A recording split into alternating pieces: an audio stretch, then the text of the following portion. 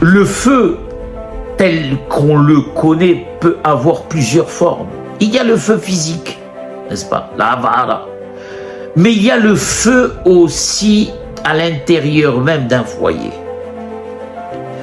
Ils disent les Chachamim que la veille de Shabbat, c'est là où le Satan, il se déploie, surtout dans une maison où on respecte le Shabbat.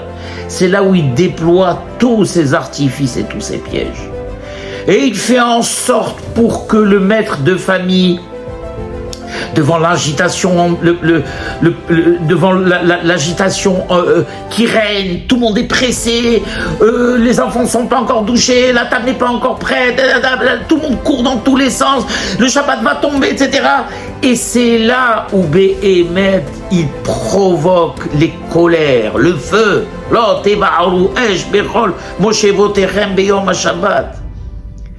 Et c'est là où que Dieu en préserve, le mari peut dire une parole, une mauvaise parole à son épouse et mettre par terre nous tout le Shabbat.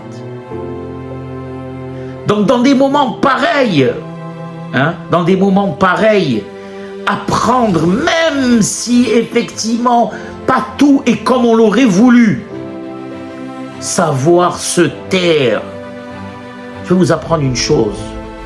Vous savez que le Harizal, Zecher Tzadik Vekadosh Livracha, est parti de ce monde à cause d'une dispute qu'il y avait entre deux de ses élèves, entre les femmes de deux de ses élèves. Il a dit à ses élèves, après cette terrible dispute et après avoir fait Kabbalat Shabbat comme il avait l'habitude de le faire dans les champs, que malheureusement on lui avait annoncé qu'il allait partir de ce monde. Et à cause de quoi? À cause de Esh, du feu de la colère. Ils disent les Chachamim, Kol Mishu Koes, Keilu Oved Avodah Zara, tout celui qui s'énerve, qui perd contrôle, qui perd le contrôle, c'est comme s'il adorait d'autres dieux. Pourquoi? Tout simplement parce qu'une personne qui perd le contrôle n'est plus lui-même. C'est plus le même homme. Et donc, qui il sert? Il ne sert plus le maître de l'univers, mais il sert ses propres instincts, ses instincts de colère. Il devient esclave de ses instincts de colère. Et les instincts de colère ne sont autres que d'autres dieux. N'est-ce pas? Et donc, les Haramim nous disent de faire très attention, surtout la veille de Shabbat. Faire très attention à garder son contrôle. La femme est fatiguée parce qu'elle s'occupe du foyer, parce qu'elle s'occupe toute la semaine des enfants. Le mari est éreinté parce qu'il travaille lui aussi du matin au soir pour amener, avec toutes les agressions qu'il y a dans la société, pour amener de quoi manger à son foyer, tous les soucis qu'il a. Les enfants s'agitent dans tous les sens. Eh bien, c'est là où on doit faire preuve de self-control et se taire et accepter. Et même si les choses ne nous plaisent pas, c'est pas grave. Tout s'arrange. Tout s'arrange. L'essentiel étant de rentrer le Shabbat avec la simha. La simha rabotai qui est la base de Avodat Hashem. À un point tel qu'il est marqué dans la Torah qu'Akadosh Baruch Hu a dit à Israël, et je vous punirai parce que vous ne m'avez pas servi besimha uftuv levav. Quelqu'un qui n'est pas saméa, eh bien c'est proche de quelqu'un qui n'est pas croyant. Car quelqu'un qui est saméa prouve qu'il est content du sort qu'Akadosh Baruch Hu lui a réservé.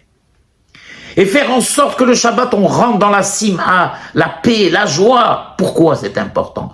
C'est non seulement important pour Shabbat, mais je vais vous apprendre encore quelque chose. Vous savez que le Zohar nous dit que le Shabbat a une influence sur les jours à venir de la semaine.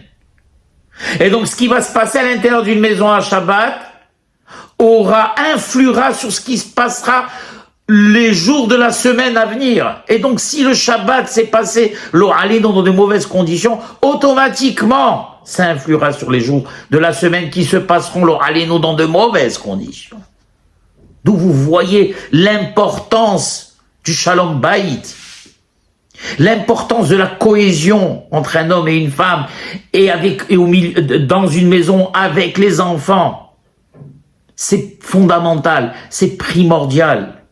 Et sachez une chose, c'est toujours la veille du Shabbat qu'il y a le plus grand des risques. L'homme doit apprendre à être, indulgent avec son épouse. Et vice-versa, la femme également doit apprendre à être indulgente avec son mari. C'est sur la base de cette harmonie que le Shabbat se passera dans les meilleures conditions. Et bien évidemment, avoir de la patience avec les enfants, les associer au repas de Shabbat, leur faire aimer la Torah, les faire participer. Moi, je vois dans des maisons où il y a des livres magnifiques dans lesquels, la veille de Shabbat, déjà, le papa donne à son fils, il dit, voilà, tu vas nous préparer tel et tel Dvar Torah pour Shabbat, prends ton livre, on attend ton Dvar Torah, Be'ezat Hashem. Inviter des personnes nécessiteuses, rendre la maison Mizbeya. La table du Shabbat doit être un Mizbeya dans la bouteille. Et quand, comme ils disent les Hachamim, une table où on parle pas de Torah, c'est c'est comme si on avait offert Zivhemetim. Une table, automatiquement, doit, en plus du Onek Shabbat, de bien manger, n'est-ce pas, à Shabbat, elle doit être ornée, la couronne de cette table, c'est les Dvar Torah. N'est-ce pas? Et quand on est seul, nos enfants ne sont plus avec nous parce qu'ils sont grands, parlez avec sa femme de Torah. Oubliez les soucis de tous les jours. C'est ça le Shabbat. Mais Olam Haba Rabotai, c'est un espace où on se détache des contingences et des soucis de ce monde pour se consacrer rien qu'à Kadosh Baruch Hu. N'est-ce pas merveilleux? Otehi béni ou benechem. On est le seul peuple, n'est-ce pas, qui a le Shabbat. On est le seul peuple pour qui Akadosh Baruch Hu a dit c'est le signe qui nous unit, toi et moi. Alors comment ne pas être heureux? Comment ne pas attendre avec impatience ce jour béni? Et comment ne pas être triste samedi soir? C'est une des raisons pour laquelle on sent les Bessamim, parce que la Neshama Yetera malheureusement s'en va pour la remplacer et pour nous revigorer. On sent de bonnes odeurs. Pourquoi? Parce que Motsai Shabbat, on est triste que le Shabbat parte et on attend avec impatience. Et d'ailleurs, même le lendemain, quand on vient à la synagogue, le premier misbor, Shir Shayu Halvim Omrim Beyom Rishon, Beshabbat, déjà le lendemain, on commence à compter en fonction du Shabbat à venir. Et pour terminer, vous raconter une histoire qui est ramenée ici dans un livre de Rabbi Yaakov Neiman dans Darkei Moussar concernant le Hafetz Haïm Zecher Tzadik Kadosh Livracha. Un jour, le Hafetz Haïm, il arrive dans une ville. Il avait l'habitude d'aller voir, donc, bien sûr, les communautés, sûrement pour ramasser aussi de l'argent pour ses yeshivot. Il arrive dans une ville qui s'appelle Tchernikov. Et dans cette ville, bien sûr, les chefs de la communauté lui racontent un peu ce qui se passe. Et ils lui ont dit qu'il y avait un juif très riche, qui avait une usine, dans laquelle, malheureusement, il employait des juifs le Shabbat. Et la première des choses qu'il a fait, comme le Baba Saleh Zecher Tzedek Shevach, quand il entendait que des juifs ne respectaient pas le Shabbat, n'observaient pas le Shabbat, c'est la première des choses qu'il allait, c'est d'aller à leur rencontre pour les réprimander. Et donc, le Hafetz Haïm, il va à la rencontre de ce juif. Et il lui dit la chose suivante. Arrête, s'il te plaît, d'employer des juifs le Shabbat, et toi-même, ferme ton usine le Shabbat. Alors, le patron de cette usine, il lui dit, tu sais, moi je gagne, comme je vous l'ai dit tout à l'heure en début de cours, 4000 roubles chaque jour. Et veux-tu que moi, je perde ces 4000 roubles parce que je dois fermer le Shabbat? C'est une somme colossale. On parle de plusieurs usines. Alors le Hafetz Haïm lui dit, tu n'as absolument pas raison dans ce que tu dis. Et tout ton calcul est complètement faux. Et si tu continues, encore une fois, à être Mehalel Shabbat, eh bien, tu vas tout perdre. N'est-ce pas? C'est pour ça d'ailleurs qu'il y a marqué, j'ai oublié de le dire en début de cours, Sheshet yamim te'ase melacha, ubayom hashvi'i Shabbat yeh lachem kol melechet avoda lo ta'asu. Ça veut dire, si tu veux avoir la possibilité de travailler et de gagner ta vie, il faut que tu fasses le Shabbat. Sinon, tu n'auras plus besoin de travailler puisque tu n'auras plus de travail pour pouvoir observer le Shabbat. C'est ça le lien à la bataille en Te'ase Melacha, et qu'on s'est posé la question, pourquoi est-ce qu'on nous demande de travailler, n'est-ce pas? Eh bien, tout simplement parce que c'est lié. Si tu veux continuer à travailler, si tu veux continuer à gagner ta vie, alors observe le Shabbat, où tu pourras plus gagner ta vie, n'est-ce pas?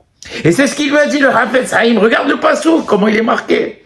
Alors, la personne le regarde de manière ironique et lui dit, veux-tu me dire que c'est un passouk qui peut bloquer à moi mes usines? Quelque temps après, bon, Hafetz Haïm, il a vu que vraiment il pouvait pas faire grand-chose. Quelque temps après, il a entendu, le Hafetz Haïm, il avait quitté, que quand les bolcheviks sont rentrés, ils sont allés dans cette ville de Tchernikov, et la première des choses qu'ils ont fait, c'est de confisquer les usines de ce juif-là. Et lui, par miracle, a réussi à se sauver et avoir la vie sauve, on ne sait pas comment, mais il a quand même eu le courage d'écrire une lettre, il s'est retrouvé sans rien du jour au lendemain, et il a eu le courage d'écrire une lettre au Hafetz Haïm en lui disant, maintenant vraiment, Rabbi, je vois vraiment que tes paroles étaient justes. Et c'est vrai qu'il y a la force dans un passouk de pouvoir tout stopper. Yeratzon Rabotai, que la force de nos pesukim à nous de la Torah ne soit que pour le bien, que pour la beracha, que pour la hatzlaha, que pour la refuah, bechol ma'aseh yadenu. Sheniske be'ezat Hashem liyom shekulo Shabbat. Avec la venue du Mashiach, be'ezat Hashem u'shurato, sheniske rak livsolot tovot. Amen, ken, yeratzon.